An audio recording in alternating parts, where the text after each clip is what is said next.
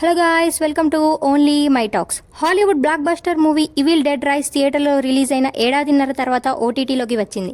సడన్గా శనివారం నెట్ఫ్లిక్స్లో రిలీజ్ అయి ఓటీటీ ఆడియన్స్ని సర్ప్రైజ్ చేసింది. గత ఏడాది ఏప్రిల్లో థియేటర్లలో రిలీజ్ అయిన ఈవిల్ డెడ్ రైస్ బాక్సాఫీస్ వద్ద కాసుల వర్షం కురిపించింది. 15 కోట్ల బడ్జెట్తో రూపొందించిన ఈ మూవీ 147 కోట్ల కలెక్షన్స్ సాధించింది. ఈవిల్ డెడ్ ఫ్రాంచైజీలో హైయెస్ట్ కలెక్షన్స్ రాబట్టిన సినిమాగా రికార్డు క్రియేట్ చేసింది.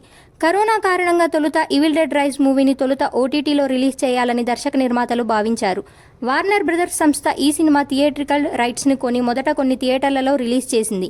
పాజిటివ్ టాక్ రావడంతో థియేటర్ల సంఖ్యను పెంచింది. హర్రర్ ఎలిమెంట్స్ ట్విస్ట్లతో ఆడియన్స్కి ఈ మూవీ భయపెట్టింది. సాటర్న్ అవార్డుల్లో బెస్ట్ హర్రర్ మూవీగా ఈవిల్ డెడ్ రైస్ నిలిచింది. హాలీవుడ్ క్రిటిక్స్ చాయిస్తో పాటు పలు అవార్డులను అందుకున్నది.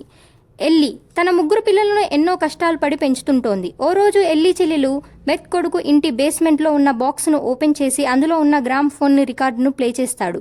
ఆ గ్రామ్ ఫోన్లో కారణంగా వారి జీవితాలు ఊహించని మలుపులు తిరుగుతాయి.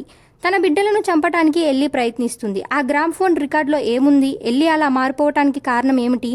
తల్లి బారి నుంచి 3 పిల్లలు తమ ప్రాణాలను ఎలా కాపాడుకున్నారు? చివరకు ఏమైంది అన్నదే ఈ మూవీ కథ. అమెరికాలో గత ఏడాది ఈవిల్ డెడ్ రైస్ ఓటీటీలో రిలీజ్ అయింది.